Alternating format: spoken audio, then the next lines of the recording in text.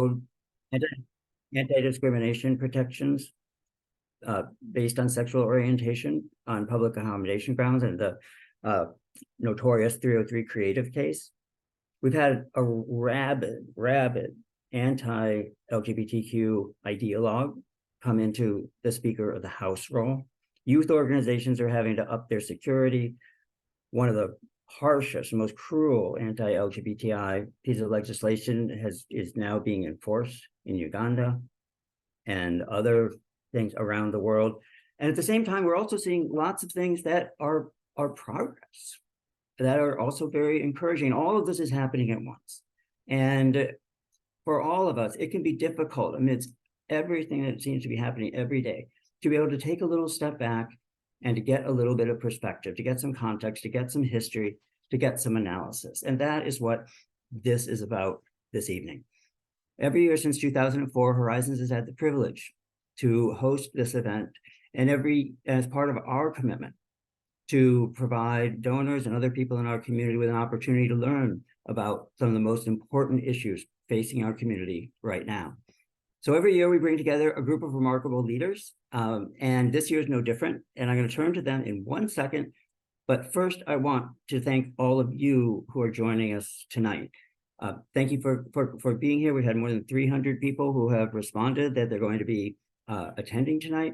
And as Jenny alluded to, many of you submitted questions, and I want to thank you for those questions and also ask advance pardon for the fact that we won't be able to get to all of them. But please know that the questions we received have influenced the questions that I'll be posing to the panel as well. So even if you don't hear your precise question, it has helped to shape tonight. So now let's turn to our outstanding group of panelists. So I want to start just in alphabetical order with Julie Dorff, who is the co-founder and co-chair of the Council of Global Equality, and one of the true foremost experts on LGBTI rights around the globe. We have also with us Imani Rupert Gordon, the executive director of the National Center for Lesbian Rights, Rodrigo Heng-Lehtinen, who is the executive director of the National Center for Transgender Equality, and also Nadine Smith, who is the longtime leader and executive director of Equality Florida, the statewide LGBTQ organization in Florida. So tonight, I'm going to ask a simple opening, well, maybe not so simple, opening question, and then I'll be directing questions to different people on the panel, and other panelists will also chime in as they wish around certain topics, and then I'll turn explicitly to some of the questions that have come through that people attending tonight have asked, and pose some of those to the panel as well. So without anything further, let me start with the opening question. And I would like to ask each of you, and you can say more than 3 words, but if you could choose 3 words to describe the LGBTQ movement today, what would be those words and why would you choose those? And I'm just going to go alphabetically, and so that means that Julie Dorff is going to be put on the spot. Well, at least I won't be repeating something anyone else says, but thanks, Roger. Thanks for having us again. I would say tired, scapegoated, and empowered. And and I'm trying to take a somewhat global perspective, but there's fewer and fewer differences between what's happening to our communities outside of the US and here at home, which we'll be talking about. But I think as much as we're embattled, I think we are also equally empowered. Great, thank you. Rodrigo? Sure. Well, thank you for having me here tonight, and thank all of you for tuning in. My 3 words, I would say progress sparks backlash. That is what we are definitely experiencing these days, where in the moment, if you look at only in isolation what is happening right now, it is quite high stakes and quite terrible. But the reason that we are facing such a sudden rapid increase in attacks on LGBT people, and especially transgender people in particular, is actually because we have been making tremendous progress. It is a testament to our success. If you put this current moment in a historical perspective, the moral arc of history is still bending towards progress. But that is exactly why the opposition is mobilizing. 20 years ago, when if you asked most everyday Americans about what it meant to be transgender, they would either have no idea what you were talking about, or they would think we were the punchline to a joke.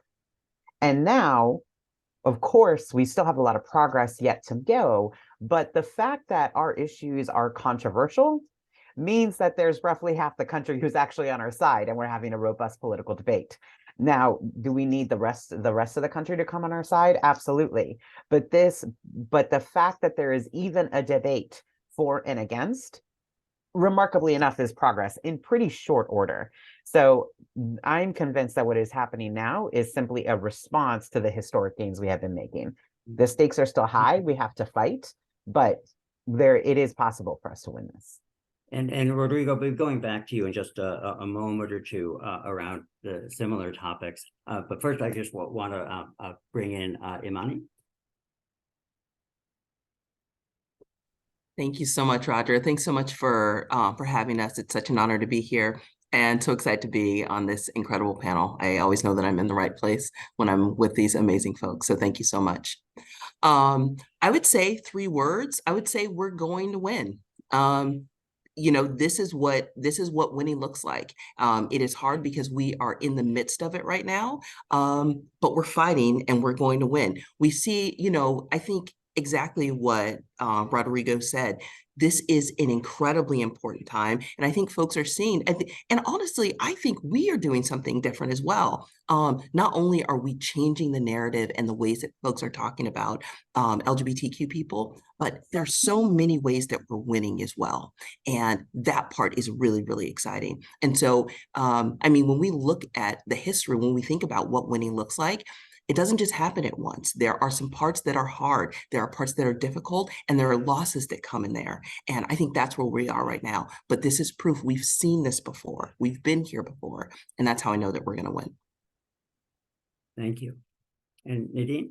Yeah, absolutely. I was going to say besieged, resilient, and coiled, but I think what I'll go with are wedge issues backfire. I don't want to sound, I don't want to have a misplaced optimism. I do believe, as Imani says, that we will win. And I think it comes at a terrible cost. The cost we're already feeling that cost. But we can look back on history. As Rodrigo was saying, this is a backlash to the progress that we have made. This is a testament. And there's a Professor Stephen Prothero at Boston University who talks about how backlash is a lagging indicator, that by the time the backlash arrives, it is evidence that the culture has already shifted. And I think we saw that in the fight for marriage equality. In a sense, we ought to give the MVP to the folks who attacked us on that front, because it wasn't one that there was unity in fighting for, but they forced us to fight for it. And in the end, forced us to have many conversations and lose some fights, but win the battle. And I think this is a similar moment where they have seized upon ignorance and fear and polarization and have scapegoated, especially the trans community, but our entire community, in an effort to go after democracy itself. And we're already seeing here on the front line that is Florida, the fraying edges of their coalition and the resilience of our own people, and more reinforcements arriving every day. Well, thanks to all of you for those thoughtful words, and also for helping us just from the beginning to put this in such an important historical and present moment context. So thank you for that.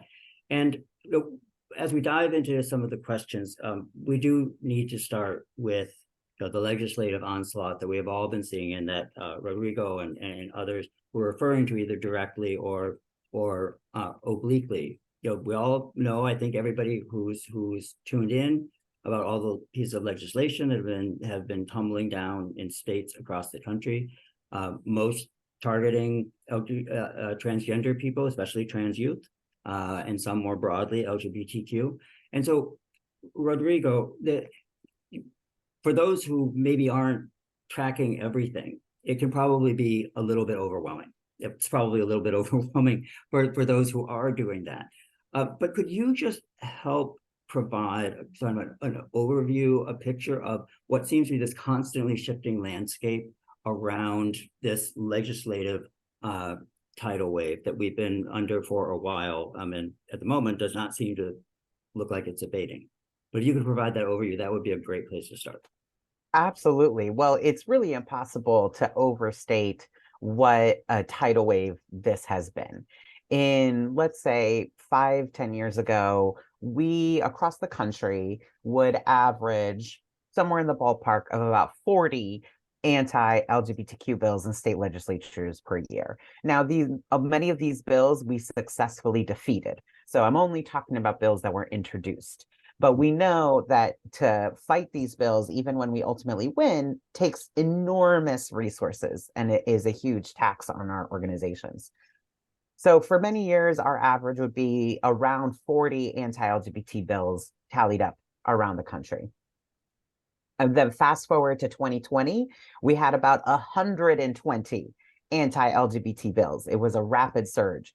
And then 2021, we broke the record again. 22 broke it yet again. And now this year in 2023, we faced over 500 anti-LGBT bills all across the country. I mean, it is an entirely different scale than we have ever faced before. So the magnitude of the threat is quite high.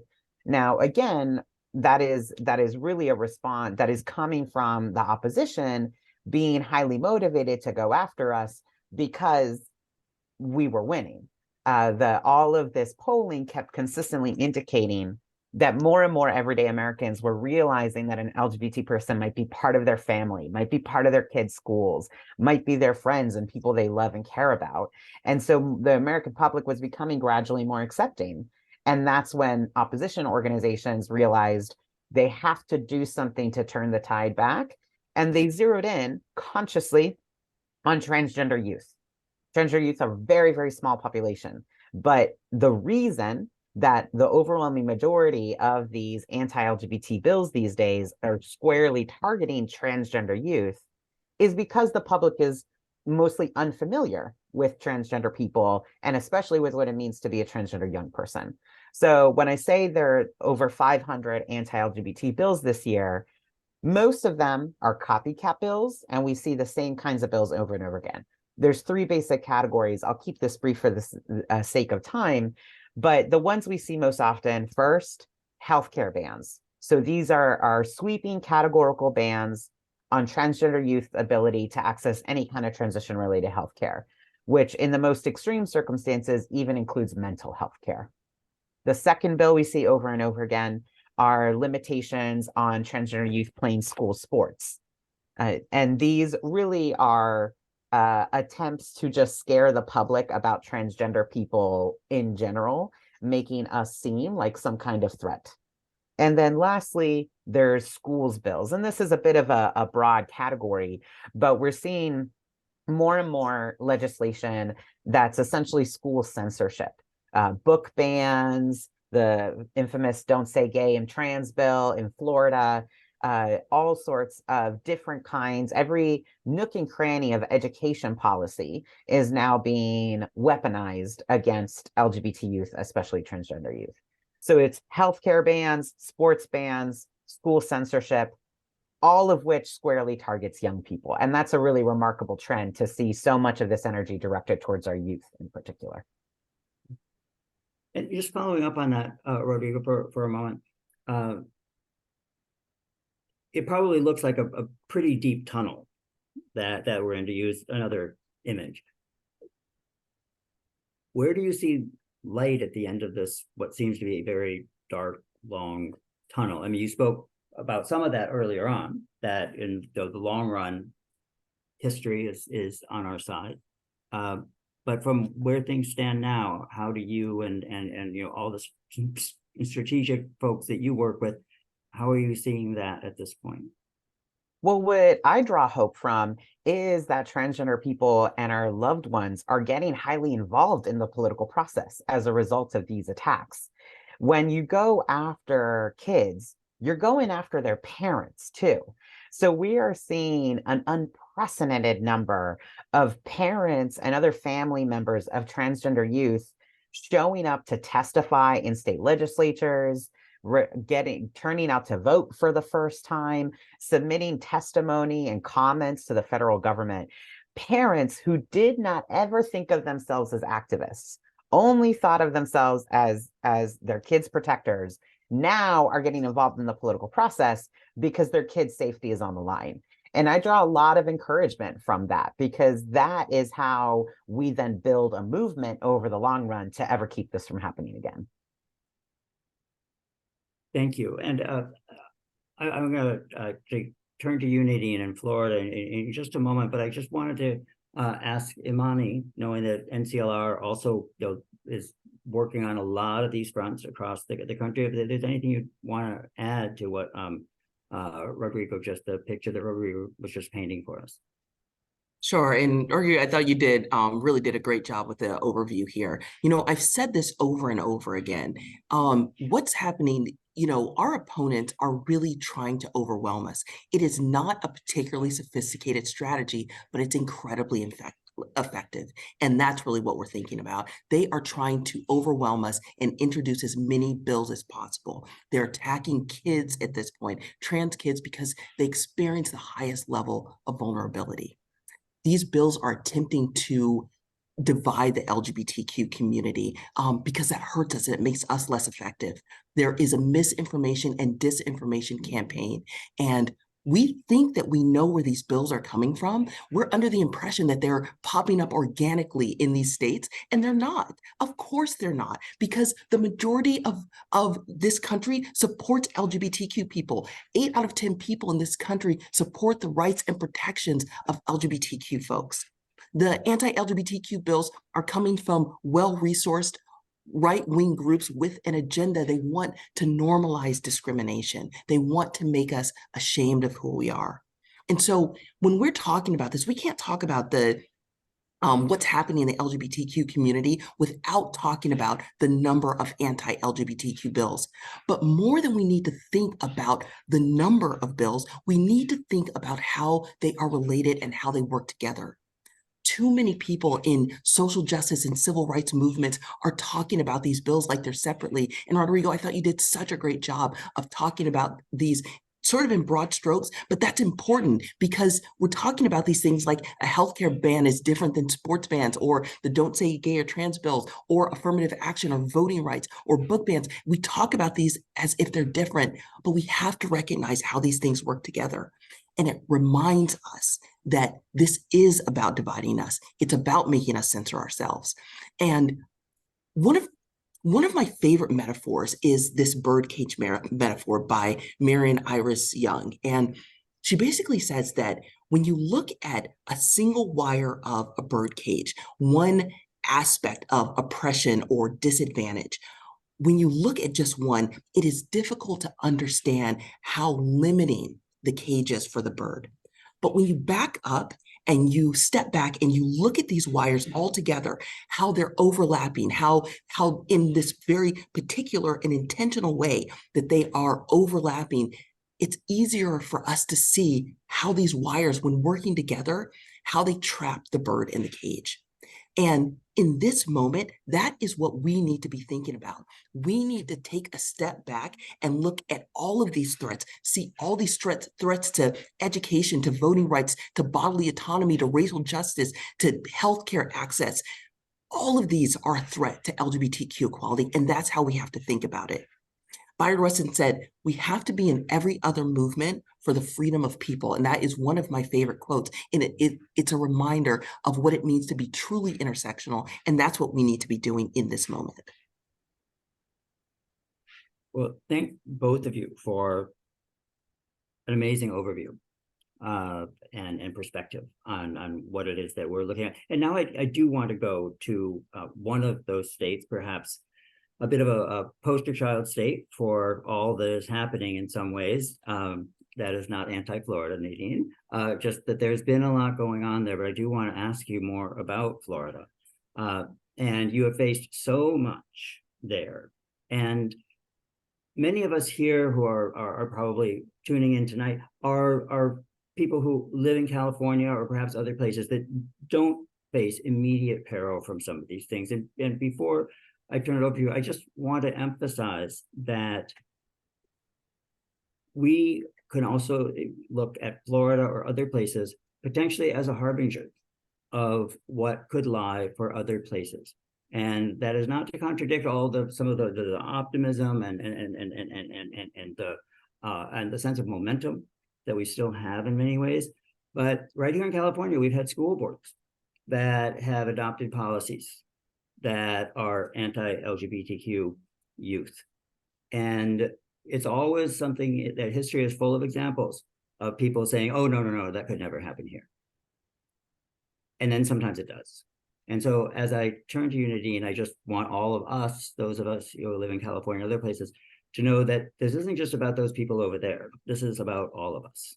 And so, Nadine, the first thing I wanted to ask is, just what has this been like for you, for your team at Equality Florida, and and for the community that that is in Florida? Well, I'm glad you started off by saying that Florida is not an outlier; it's a harbinger. It is the front line of a national fight, and we've been very fortunate because the rest of the country has shown up. I know you're in Chicago. Equality Illinois held an event for us. Equality California is organizing one now, because there's a recognition that you have to fight the fight on the front line. And I want to co-sign Amani and Rodrigo in the sense that we know that we are the perfect storm. We have the former president and a governor who seeks to be president who are in a race for the most extreme to claim the MAGA base. And for our governor, that meant embracing everything he thought he could outflank Trump to the right. And he entered this race, and many people said, as an unstoppable juggernaut, having, was seen as America's governor and all of these things. And we said, we don't believe that's true. And a lot of people believed it to be true. And we said, we are going to define him on the national stage for the disaster that he has been in Florida. And we are not going to play whack-a-mole and let him spin us around, lurching after one horrible piece of legislation after another. We're going to define it for what it is and understand that the attacks on our community, the attacks on education, the privatization, dismantling of public education, the racism, the attacks on curriculum, all of these things are of a piece, and that is the total dismantling of democracy. And at the core of it, we learn from our history what we learned in the time of Anita Bryant, who began her crusade for the children in Florida and marched across the country to California, and on the way left a path of destruction and horrible legislation. And so we see this same playbook unfolding. So what we hold here in Florida is a great sense of responsibility to the entire country to show up for this fight with our arms linked with those who are fighting racism, those who are fighting for bodily autonomy, those who are fighting censorship, those who are defending democracy, because it is all one fight. They are simply doing what they always do, triangulating, seeking for a place of entry. And for them, they found the lack of familiarity of the community around trans youth as a starting point. There's a New York Times article, I'm quoted in it, but the thing I want to draw your attention to is not my brilliant quote, but the fact that in this article, they lay out exactly what they did. They literally said, once marriage was no longer a wedge issue, we threw everything against the wall. And what stuck was ignorance and fear when it came to the trans community. And so we ran with it.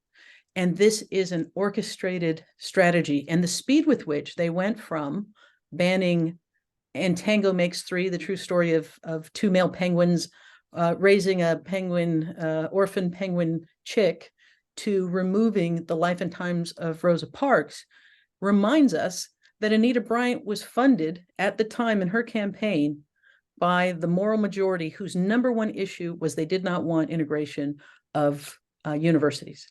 And so we see the same playbook playing out, and we have to be smart enough to connect the dots, stand up together and push back, and understand that they have chosen Florida precisely because Trump and DeSantis have made it the staging ground for their fascistic campaigns. But at no point in time should anyone think that this fight, whether it's thousands of miles away or right around the corner, is not their battle. This is everybody's fight. Rodrigo, I know that you have had some history in Florida yourself. And so I was just wondering if there's anything that you might want to add on to what Nadine just shared. I agree with Nadine 100%. I'm born and raised in Miami, Florida. I have my 90 miles from Cuba sign right here, Cuban American family. I will never get rid of my 305 area code, but I don't live in Florida anymore. I live in Washington, D.C. Now, I moved here for work, but it is sadly now that in the time since I just moved out just 4 years ago, the state has essentially done everything, the state government has essentially done everything it can to interfere with my ability to ever move back as a transgender man, to the point that this last Thanksgiving, when my husband and I went to go visit our 9 nieces and nephews, we actually had to have a conversation about what happens if once we get off at MIA airport and I need to go around daily life in Miami, need to use the restroom and do basic things in gendered spaces. What happens if I run into trouble? Now, I happen to have a lot of privilege. My mother is a former member of Congress, Ileana Russ-Leighton, and she represented a district in Miami. So if I actually get into trouble in Miami as a transgender man, I've got someone powerful I can call. But the average transgender person does not have that. The average transgender person does not have the privilege of all those resources and visibility to get themselves out of a hard situation. The average trans Floridian, if they get targeted, they're facing much more dire straits. But I think Nadine is absolutely right that that's not unique to Florida. Florida is a bit of the canary in the coal mine right now, is really showing what can happen in the rest of the country. And it's incumbent on LGBT people all across the other parts of the United States to take this seriously and mobilize and engage to keep this from, to turn the tide back, because our opposition is absolutely expecting to export this to the rest of the country as much as they can. Roger, can I just jump in to complicate the question about Absolutely. about Florida to California? And it's ironic that our 2 governors are debating each other, I think, right now. You know, and say that, you know, as much as it is a canary in the coal mine for the rest of this country, they're also importing some of the worst tactics from outside of this country. And DeSantis's own spokesperson said that the idea for the original Don't Say Gay bill came from Viktor Orban and in Hungary. And Viktor Orban got it from Vladimir Putin. And just yesterday, earlier this week, I read in the Florida Political something that one of your state legislators put a bill in, you know, yet another anti-queer bill that would ban, if it went forward, LGBT groups from getting money out of state, which is like so bizarre, but very reminiscent of what we've seen in lots of other countries to ban foreign money coming into those countries to make it so that civil society can't function. And these are tactics of authoritarian regimes. And without sounding like a conspiracy theorist, the coordination among the anti-rights people, the anti-gender folks around the world and in this country is increasingly tight and coordinated. And they're sharing their tactics and their strategies as well as their money. And, you know, throwing it all against the wall and seeing what sticks. And we're seeing all this stuff all over the world as well as in this country. Well, thank you, Julie. And actually, we're going to turn back to the global perspective and you in just a moment. But first, I do want to raise something where probably many of us would really like to ignore, but we know that we can't, and that's the 2024 elections.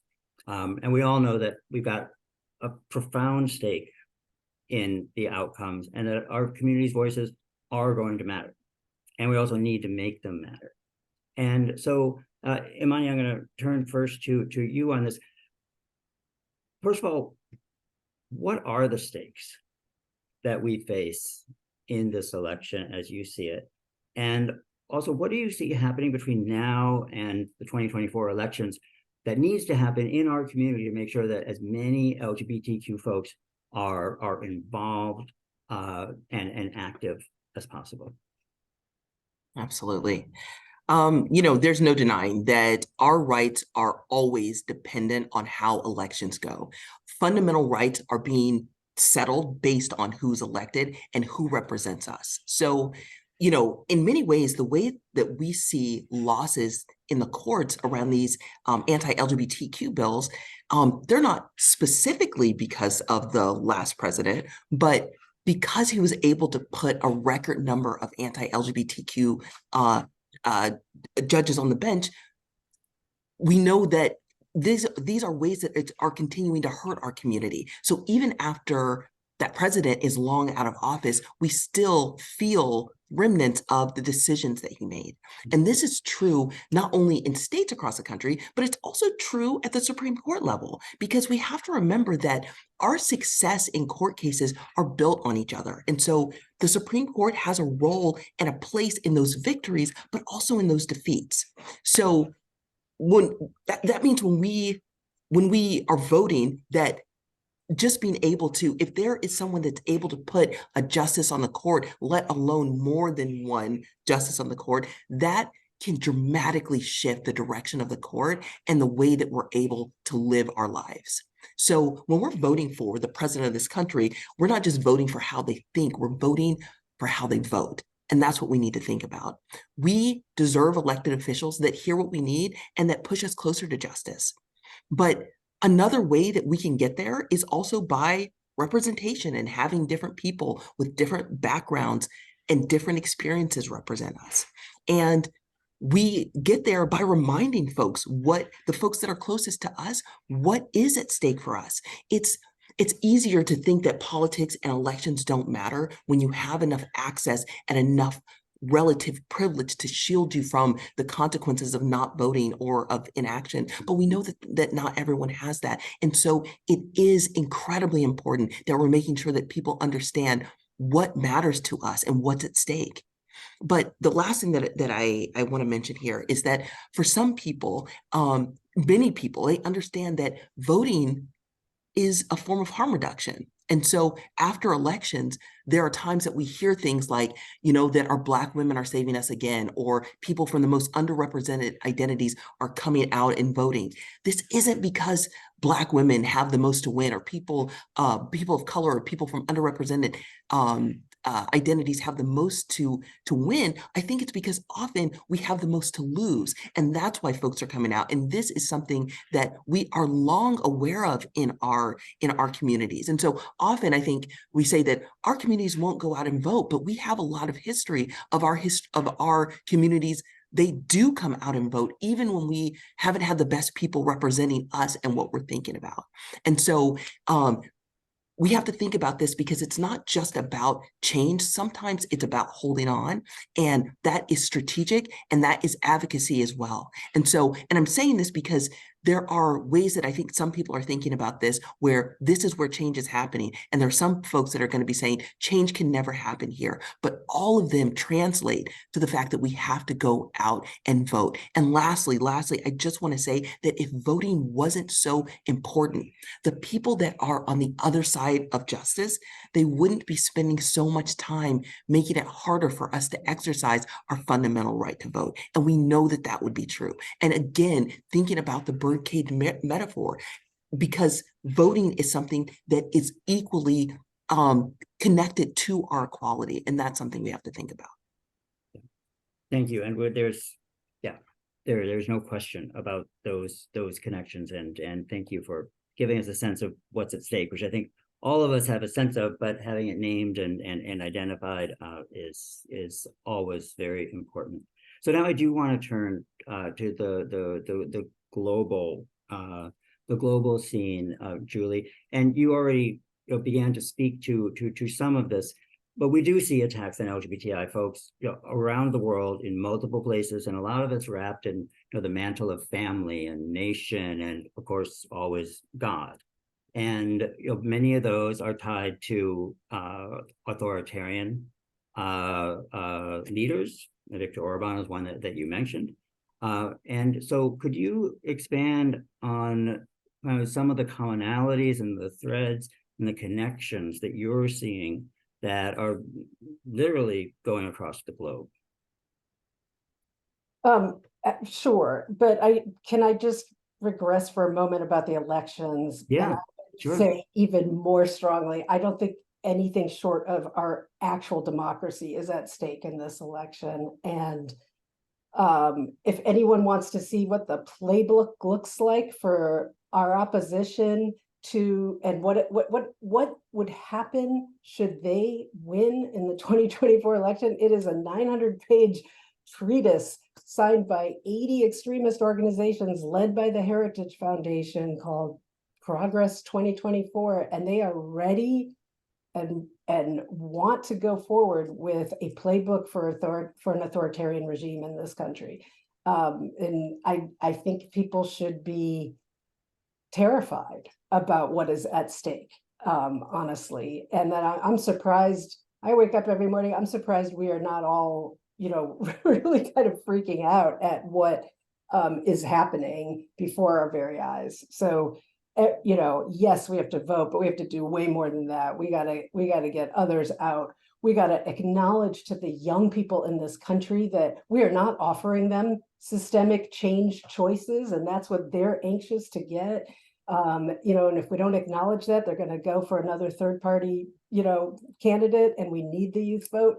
Anyway, I think it's absolutely critical that we get out in the swing states, that we care about every one of those flippable districts, all of it. This is the year to spend your money and boots on the ground. In terms of your actual question. No, but thank you for adding that in. Anybody who has not seen the document Julie is referring to, it does make for terrifying reading, but it's worth spending at least a little time with to really understand what we're looking at. So thanks for bringing that up, Julie. And yeah, so back to the global picture. So please. Yeah, I think there's clearly a lot of the scary stuff, and then there's back to the how are we actually winning? And I think across the world, what we really got to give a lot of credit to the youth, and the visibility of youth and the creative resistance around the world. One of the things, I've been in this movement for over 30 years, and one of the things that's been particularly heartwarming to me in the last couple years is seeing the visibility of the queer community in every popular resistance movement, whether it was in Chile or in Sudan or in Myanmar or in Thailand or in Russia right now. You're seeing a lot. You're seeing rainbow flags showing up at protests. You're seeing, marriage equality requests in the political platforms. It's remarkable, and it's important that we remember that we are actually, especially the next generation, are seeing the world in a much more intersectional way, and we're part of the vision for the societies we want to see, the multiracial, pluralistic, equal societies that our opposition is so scared of, whether it's in our country or in Israel or in Russia.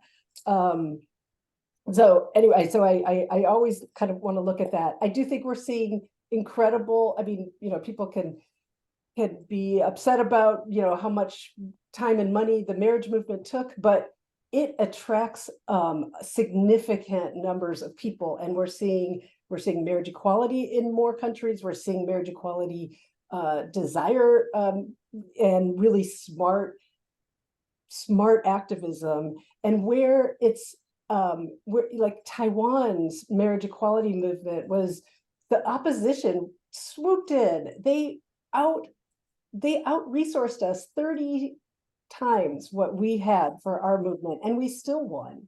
And 2 years after they started marrying couples in that country, public opinion about gay people went up 20 points. So when we do smart campaigns about actual issues, we can win. We can win. Even in Hungary, last election that Viktor Orban won overwhelmingly with smart, grassroots organizing, we defeated the referendum, the anti-LGBT referendum, in the same ballot that put Orban back in charge. And these are smart, courageous activists on the front lines doing smart things. I think I want to pick up on what Rodrigo said about parents, the role of parents supporting their children. And I think we're seeing, they're not only some of the best messengers for equality around the world, but we're seeing more and more of them get active all over, including in this country. I'm a new proud member of PFLAG. But I think that friends, allies, family members, and parents organizing and getting more organizing is one of the trends that is very, very promising. Very well, thank you. Imani, you brought this up a little bit before, and I think a couple of other people have touched on it as well. But just thinking about the courts, which are sometimes still our protectors and our champions, and there are victories to be had for sure. And not long ago, NCLR, together with Lambda Legal and along with the ACLU's LGBT Rights Project, took a really a courageous step and actually submitted a request to the Supreme Court, not lately our best friend, to review an appeals court decision that had upheld a ban on gender-affirming healthcare for trans youth.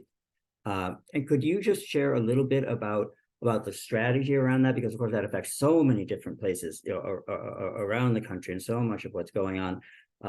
And maybe a little bit more broadly, if there's time, to just about how you see NCLR's legal strategy in this kind of what has become an increasingly reactionary judicial system. Thank you so much for that question. I'm really excited to talk about that, because it's a question that we get a lot, and I understand why. So just to provide a bit of context, NCLR just recently filed a cert petition, which basically means we are asking the Supreme Court to hear our Kentucky medical ban case. And if they take it, this would be the first time that the Supreme Court would rule on a medical ban case. So this is a really big deal. Now, the question we get is, why would we want to ask the Supreme Court to rule on this? Because this is the same court that overturned Roe.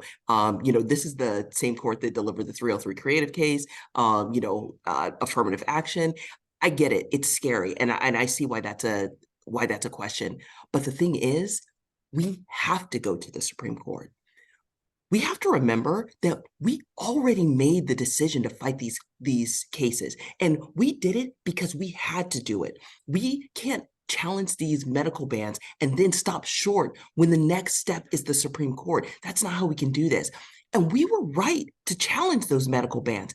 We had to do that. Let's not forget, because we were willing to fight, because we were willing to do this, people in Kentucky are still getting the care that they need. People in Texas, in Florida, in Tennessee, people all over this country are still getting the care they need, this life-saving care they need, because we went out and fight. So this was an important thing that we did, and something we had to do.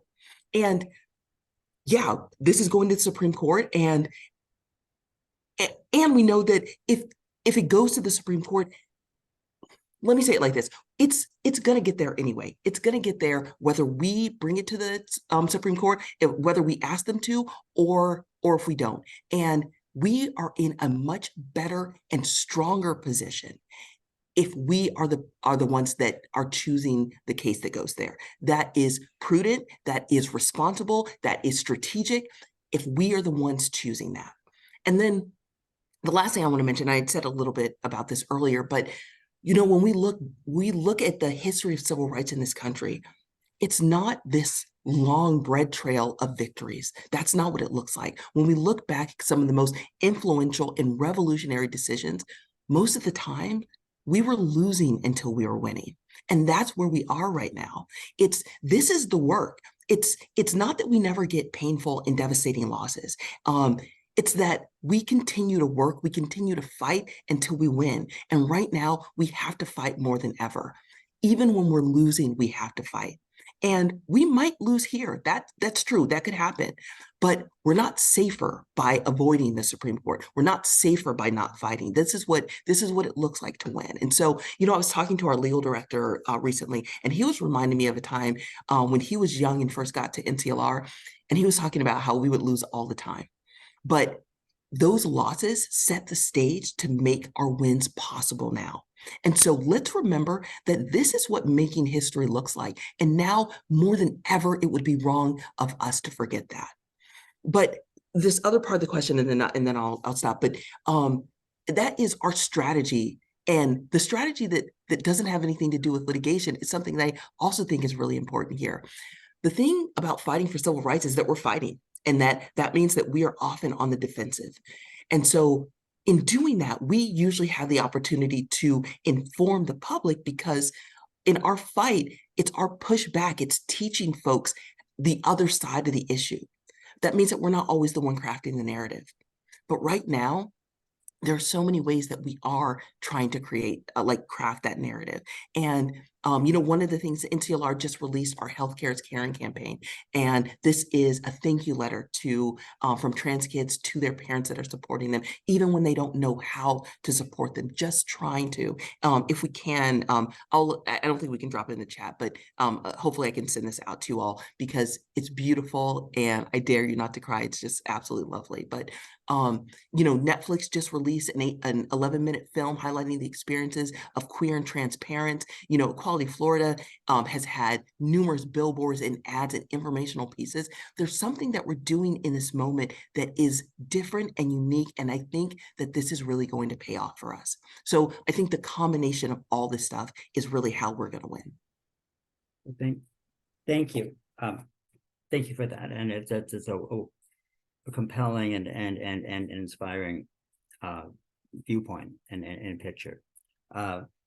So I want to turn now to that most basic of rights, which is our physical safety. It's something that we've lived without for centuries, I mean, for millennia. In the latest FBI report on hate crimes, which are very often significantly underreported, as I think many of us know, it showed a jump in hate crimes based on sexual orientation of 14% and based on gender identity of 33%. And that harm isn't equally distributed across the whole community. It disproportionately affects LGBTQ people of color and trans people of color in particular. So, Rodrigo, what do you see us facing, and both the trans community, but also the larger movement, with respect to the violence which is altogether still too common, and what's needed to curb and eventually end this? Well, first of all, I will just echo Imani's plug for the video that NCLR made, Healthcare is Caring. I am one of those people who cried while watching it. It is just so moving and so beautiful. So really encourage everyone to check that out. To answer your question, the violence is really quite shocking. Even as someone who works in this movement day in and day out, it is still sobering to grapple with how much ferocious this is becoming. And it reminds us that policy is still about people at the end of the day. As much as we're talking about governmental laws, it sends these laws and policies don't just do the concrete harm of making life harder, they also send a message to the people around us that you can attack us and probably get away with it because the people in power don't particularly care about people like you or people like us. This year, we just a week ago honored Transgender Day of Remembrance. It's on November 20th every year. And at NCT, we released our report, the Trans Remembrance Report. I'll make sure to send that link out, honoring the victims of this last year. By our research, we determined that at least 53 lives were lost, transgender people's lives were lost to violence this year. I say at least because, as you mentioned, this violence is quite likely underreported. Transgender people are often quite fearful going to police. Many transgender people, especially transgender people of color, have had firsthand experiences of police officers not taking their cases seriously when they've been prior victims of crime, not being believed, being met with violence and totally disproportionate force, especially Black transgender people. So understandably, transgender people are on average not willing to go to police. And we have also seen that measured in NCT's US Transgender Survey, where a majority of transgender respondents said that they would not go to the police if they were the victim of a crime. So much of this violence is likely underreported because people don't and friends don't even feel comfortable going to police for help if they suspect that there was an attack. Also, we see notorious issues with police not being able to correctly identify that the victim was transgender. Many people don't realize that it is quite difficult to update the gender marker on your IDs. So to use myself as an example, I'm grateful to be able to have a driver's license that says Rodrigo and has an M for male. But a lot of transgender people don't have that privilege because updating your IDs is expensive. There can be onerous medical requirements that not everyone is able to meet. And it is also extraordinarily complicated and an entire patchwork of policies. So police will sometimes open a victim's wallet that's nearby, see that the driver's license says a name, and never question it, even though that is in no way, shape, or form the name that the victim actually went by in their daily life. And that is then compounded tragically by families who rejected them. You know, a lot of transgender victims we see are people who were experiencing homelessness because their families rejected them for being transgender. And then the families, of course, then do not correct that this person went by a different name. So all of that really shows you how underreported this violence even is. And yet, even with the little bit of accurate research we're able to conduct, still we identified 53 people whose lives were lost to violence in just 1 year. So it's really high stakes, and unfortunately for now, getting worse in the midst of this backlash we are in. And in terms of what's needed to stop this, it is a whole gamut of policies and interventions we need to do as a movement that all together need to end the stigmatization, marginalization, and criminalization of what it is to be trans. There's no one single source to the violence, and therefore there's no single solution to it. It is that overall we need to create a culture where being transgender does not have to be a liability. Thank you. And Nadine, I wanted to turn to you and for perspective on how you see this in Florida with so much going on, there, and so many attacks on our community. I don't know the data, but my guess is that has translated into attacks of all kinds on our community. And I'm wondering if you could share a little bit about that. Yeah, I think it shows up in two ways. One is we have had to change how we organize. We have safety briefings. We train our staff around de-escalation. We have protocols in place. When we brief families about attending school board meetings, we're very upfront that you will likely be toe-to-toe with Proud Boys wearing masks, possibly armed. The doxing of leadership, progressive voices, is happening in a way that's intended to intimidate and push them out of public life. And even the laws that are passed, Rodrigo made the point earlier that, perhaps because of his, family's legacy, he might not be subject to the same, outcome as somebody without those connections. But the reality is, the intention is to create a sense of precarity at all times, to drive people out of public space for fear of physical violence or fear that, the simple acts of being a human and alive can put you in jeopardy for arrest or at worst or humiliation. And so we have had to invest a great deal of time in community building, in the kind of coalition building, where our mantra is, who keeps us safe, we keep us safe, where we have to look out for each other. And so it has been a challenge, but we have an obligation to make sure that our volunteers walk into spaces eyes wide open and ready to fight. And I want to underscore what everyone has said about the voices of parents in this moment, not to the invisibility of trans voices or LGBTQ voices, but parents' voices, especially when the targets have been so completely young people, has been one of the rays of hope to me. We launched a program called Parenting with Pride in coalition with a number of national partners and state partners. And within, I think, less than 2 months, we had over 1,500 families that joined. And people who thought they would never show up in a political fight in their lives, you came after their kids and it's all bets are off. And so it has been, we said we had 4 goals. One was to stop all the bad legislation we could. 2, if we couldn't stop it, to mitigate it or create the fact pattern for a lawsuit that could undo those harms. 3 was to build an unprecedented coalition that recognized all of the ways that these fights were coming to us.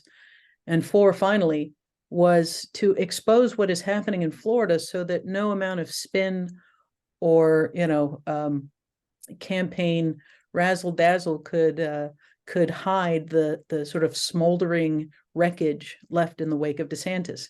And so now Florida is experiencing the kind of deep and structural damage, brain drain, a flight, not just of LGBTQ families, but of top scholars, professors, students going to other places, businesses. This has been, this is right out of the fascist playbook of all of the ways that you intercede to stop people from being able to communicate, to create such fear of losing their job that people will go even beyond the scope of the odious laws that have passed to censor themselves.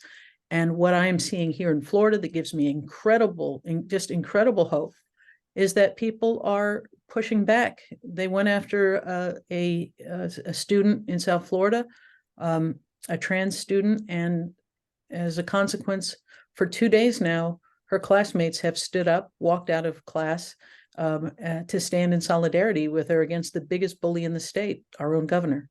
So we're seeing organizing happening in ways that just a few years ago, these weren't the coalitions that we had.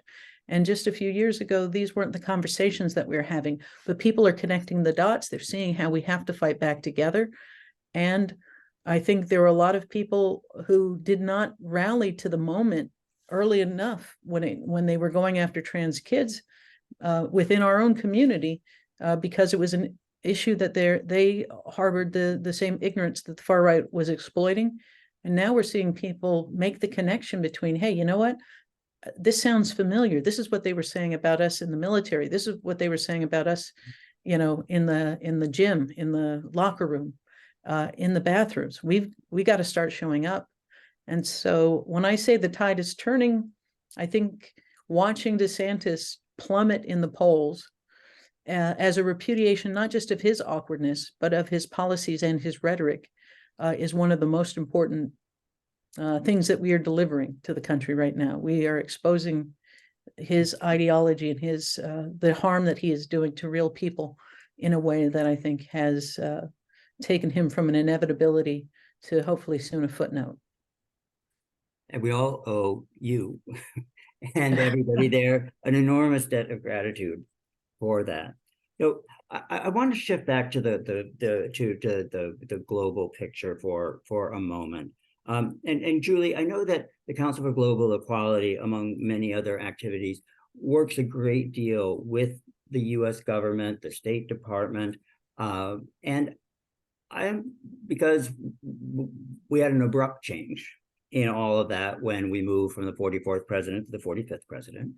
And what is your sense, or how would you evaluate the current administration in terms of its record around support for LGBTI people in countries around the world?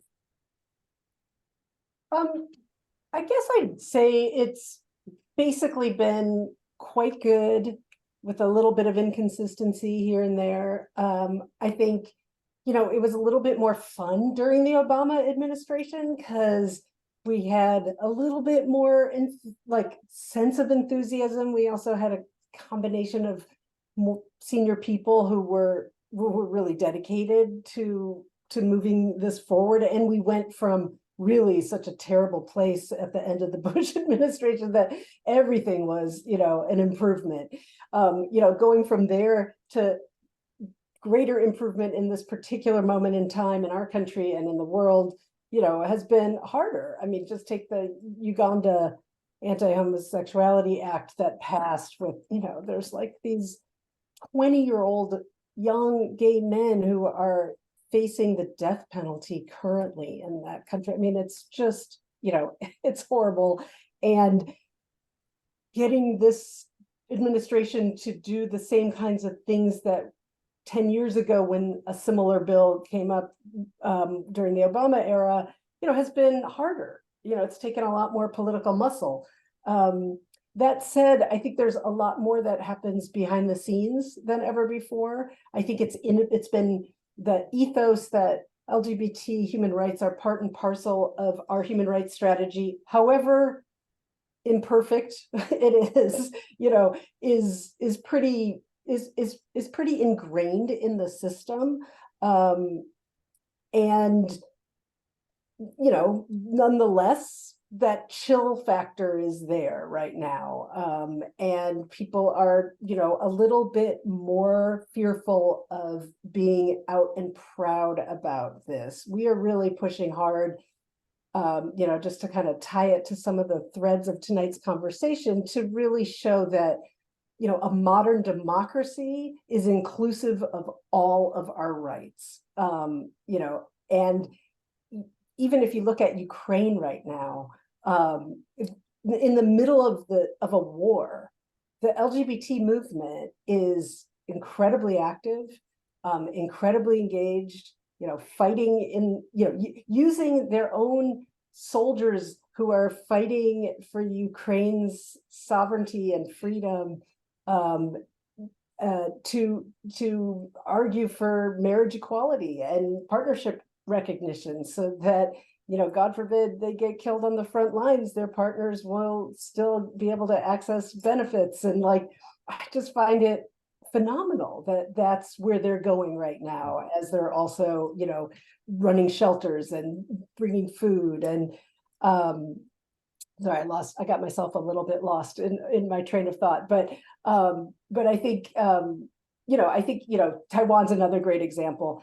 But there's plenty of them that, I think we just have to keep bolstering our government to really see the connections between the anti-rights movement and the role of LGBT rights as the bigger canary in the coal mine, when we're seeing regression, and that we cannot go silent about this if we want to support the pluralistic, equal, open societies that make up democracy.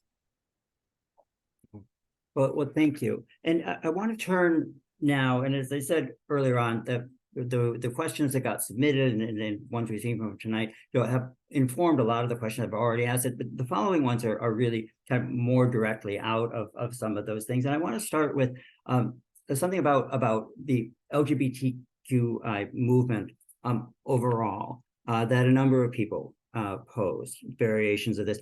And everywhere we look in this country, we read about, we hear about, we see this intense polarization that's happening. And given that our community incorporates every bit of diversity that exists out in the general community, we're not going to speak with one voice, nor would I think that we would want to speak all with one voice. But we're also in a time of real peril in some ways. And a number of people wanted to know is how unified is our movement at this time? And in terms of many of the organizations that you all represent, some of those, how unified are organizations about what we need to do, and the level of kind of cooperation and collaboration about moving in the same direction? And anybody who wishes to can start with that. And I'm going to ask folks to try to keep responses pretty tight, because I'd like to hit on a few more questions in the time we've got remaining. So Imani, did I see you starting to perhaps respond to this? Sure.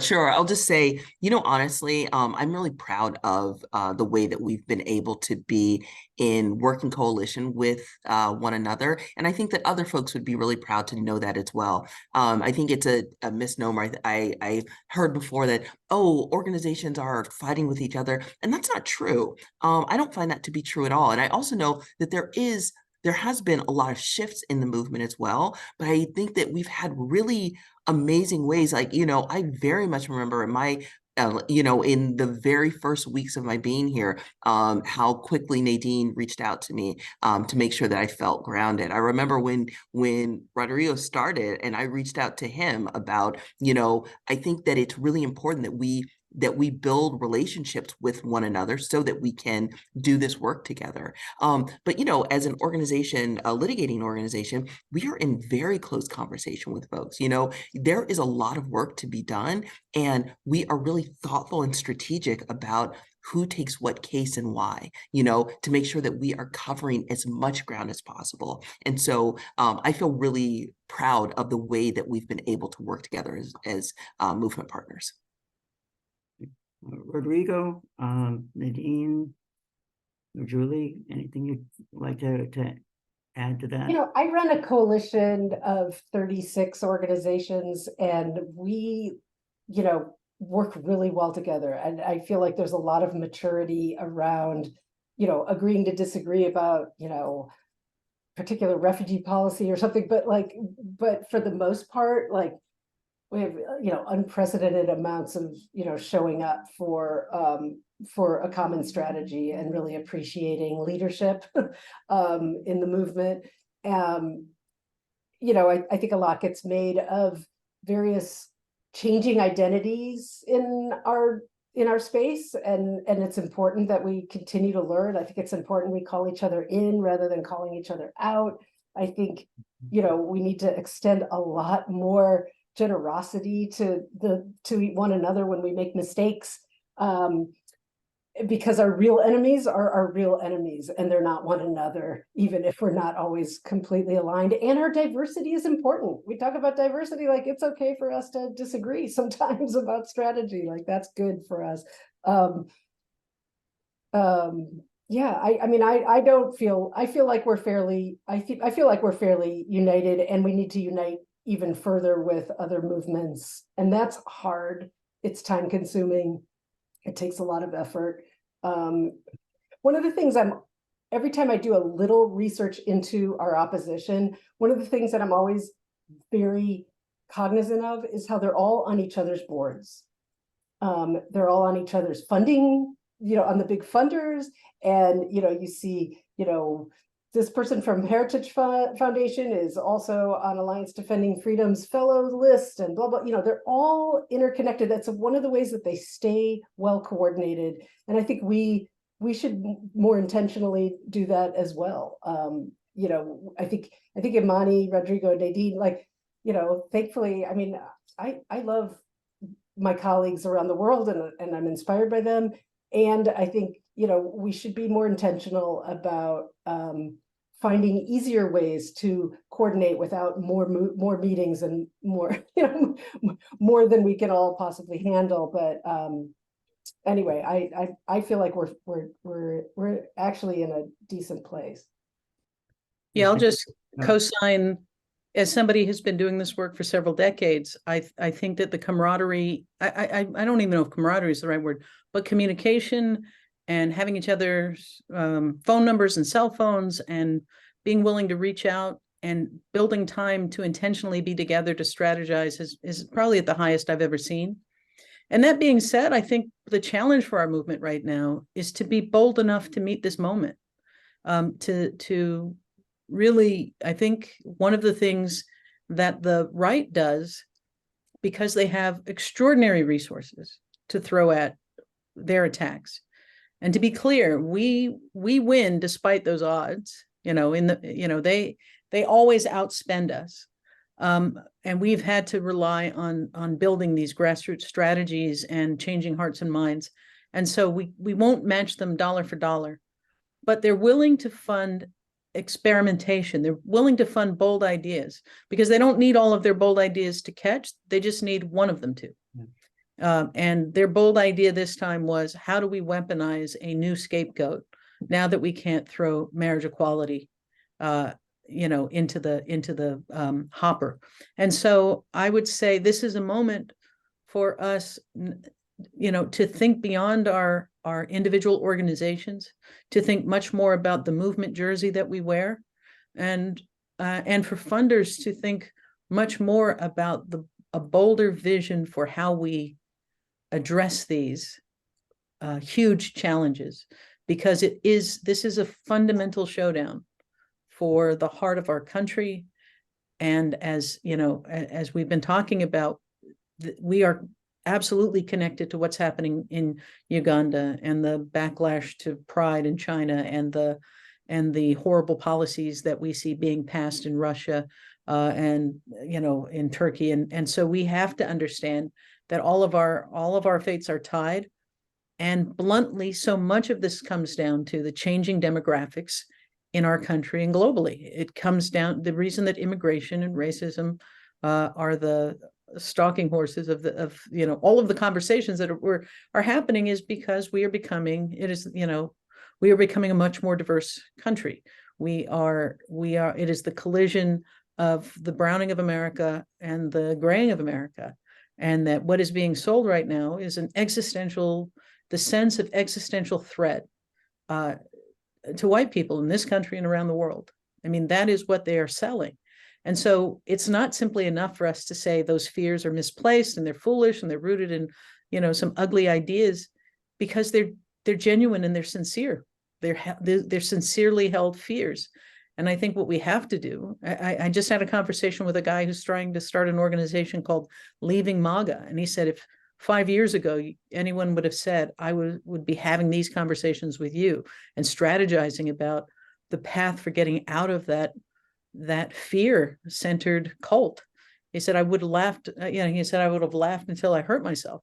But he said, this is exactly what we're up against. So to me, the fight here is to be bold enough, not simply to be against what they're doing, but we actually have to have a vision for where we are going as a country that everyone can see themselves in that future. And that is the deeper challenge, because polarization continues to serve our opponents. We have to be the ones to create that inclusive future that says you get to be you and you get to see yourself in that future, but so do I. Thank you. So I still want to try to get in like a couple of questions here. So one is, again, this came from several people before the session. Now, each of your organizations, with I think the partial exception of the Council on Global Equality, raises funds from individuals. And Giving USA, the annual collection of data about trends in giving in this country, showed a pretty significant drop, about 14% if you take inflation into account last year.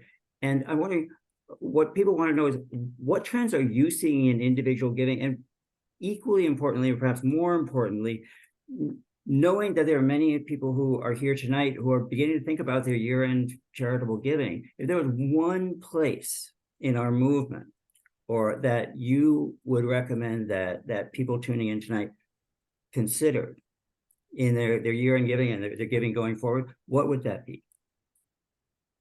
Well, unfortunately, we are seeing that investment in this kind of organizing work is declining even at the very same moment that we're facing increasing threats. And I would characterize these increasing threats as on multiple levels. These are increasing threats in the policy sphere, like the state bills that we were talking about.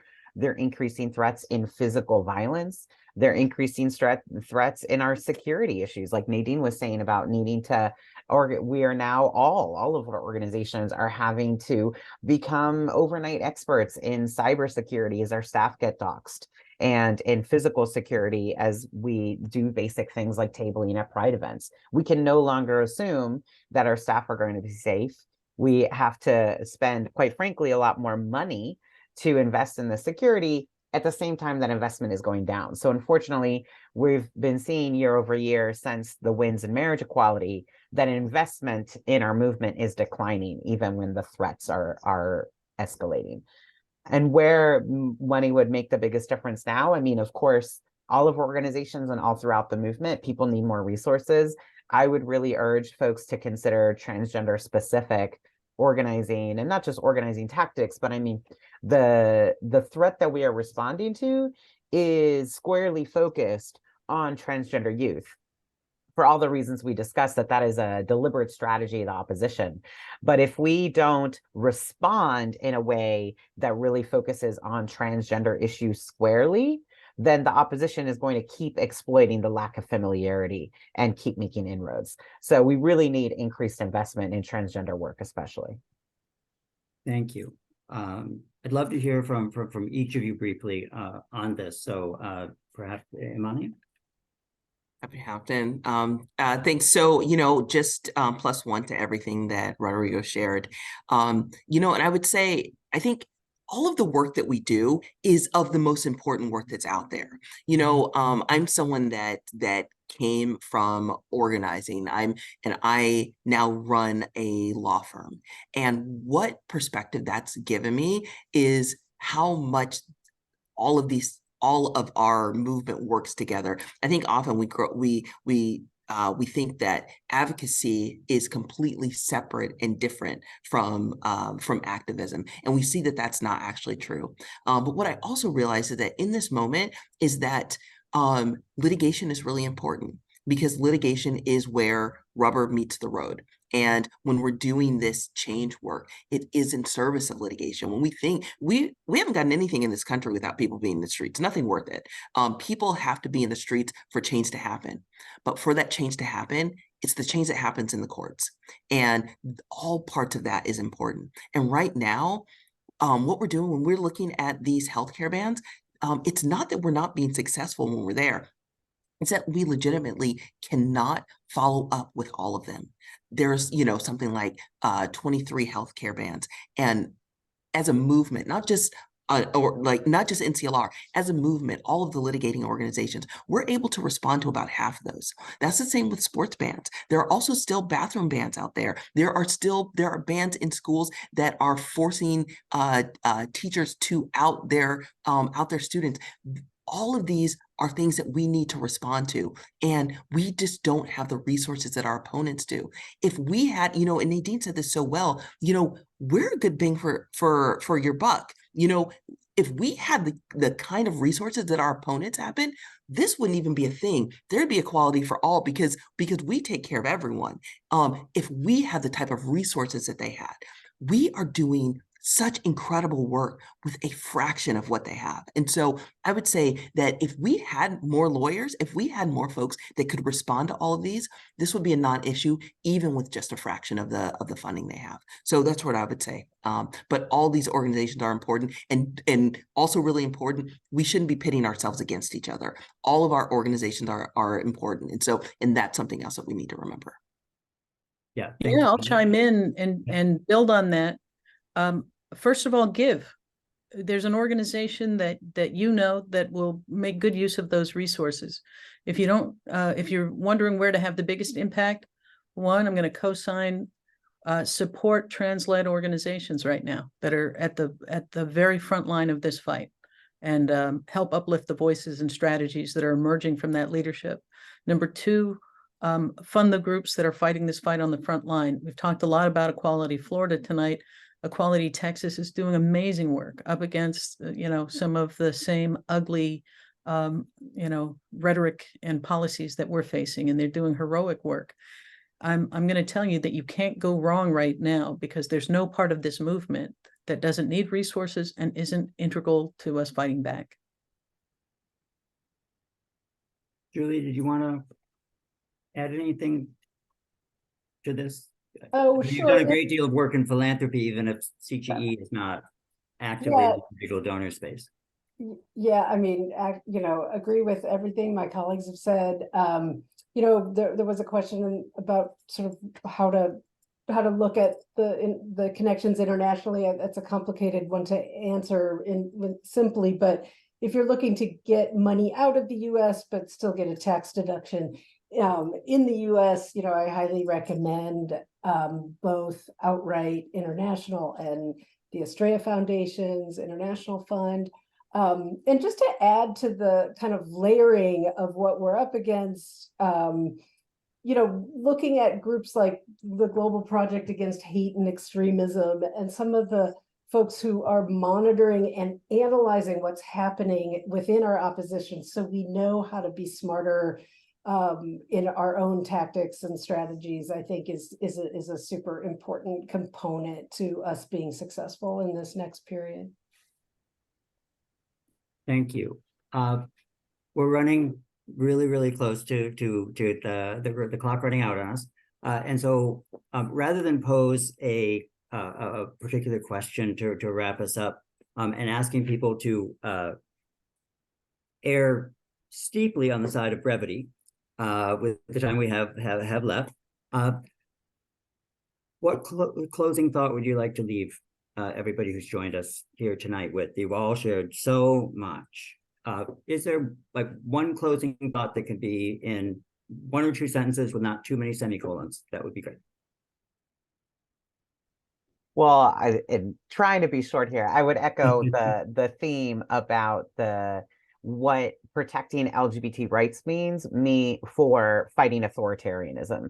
I mean, authoritarian regimes win by scapegoating people. And right now it is very easy to scapegoat LGBT people, and especially transgender people.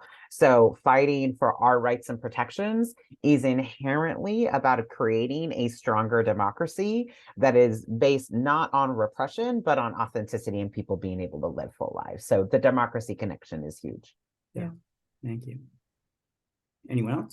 Yeah, I'll add this. I think it's important for us in moments like this, when we are under siege, to remember that we have been here before, that we have defeated these same forces before. And I suggest that people think of this as a slingshot moment, where they are pulling back, and they think they are dragging us backwards, but they're actually creating the dynamic tension that when we break their grip, we're not just going to get back to where we were when they attacked us. We are going to spring forward, and we have to have the boldness of vision to imagine that future that we are springing forward into, so that more people come with us to that future. And so for me, it is the highest, it is a backhanded and high compliment that the progress that we have made has inspired this kind of backlash. And it is our job right now to minimize the harm in this moment and maximize the velocity of our forward movement. Thank you, Nadine. I'm just going to second Nadine. I love the slingshot moment. I'm going to repeat that. I'll credit you, but that's we are going to win, and just remember that in those moments of despair. It might take longer than we wished. It may not feel good at all. It might be really uncomfortable and upsetting, but we will win. There was this beautiful political cartoon that got sent around after the last horrible result of the election in Argentina, where the other crazy guy won, and it was a picture of a activist crying, but with her fist raised, and it just said, okay, I need a moment to cry, but we will continue the resistance and take good self-care. But we are gonna succeed eventually. And I would just say to remind us, we often talk about the folks that that don't yet think like us as our opponents, because it's an easy way to talk about it. But let's remember that we are in the business of changing the world and saving the world and making it better and safer for all of us. There's going to be a time when we will be able to that we will be on the side of justice, and we're all going to be safer for that. And so let's remember that this fight is for all of us. It's not against people. It is for all of us, because those same people are going to be protected by the ways that we are creating this better world for all of us. And so let's remember that this is the good fight. This is the good work that we're doing, and we're doing it for all of us. And some people don't have that vision quite yet, but that's okay, because we are full of visionaries and we have enough space to carry them until they can get over here. So I think that's a really important thing to remember. Thank you, Imani, and then thank you all for just not only insight and inspiration, but for drawing connections among so many different issues and on so many different levels, from the national to the state to the local to the international. It's really been extraordinary. And one of you noted early on at some point that just a few years ago, it seemed like we had all kinds of momentum, on our side, with marriage and everything that seemed to be happening then. And then we were taught again by history that momentum is not destiny. And we ran into history, and we find ourselves now in this moment, because history just doesn't move in a linear fashion. And so, as some of you have said, to use some of your words, we're both besieged and we're resilient, perhaps more resilient than ever. We're more powerful than ever. And yet we also exist in so many places in a precarious kind of situation. And we have reason to be joyful and to be hopeful, and also to be concerned. I mean, I'm not an alarmist, but we have reason to be alarmed. And so our future depends on leaders like all of you. And I just want to thank you again for everything you do, as well as joining us here tonight. And our future depends on everybody who's tuned into this, on every one of us, on me, my colleagues, Horizon's board members, and everybody else, because it's going to take all of us to be able to be part of the response that we need. We need right now, and we're going to need for time to come. Because it's your support, it's your energy, it's your commitment, it's your gifts. All of those things are the things that are going to take us to the victory that we have talked about. It'll bring us closer to end with the words of Horizons Foundation's vision statement, closer to a world in which all LGBTQ people can live freely and fully. And with that, I want to thank everybody again on the panel, as well as everybody who has joined us. I hope everybody have wonderful holidays, however you may celebrate them. And thank you all again for being part of this tonight. Thank you. Take care. Thanks, everyone. Yeah.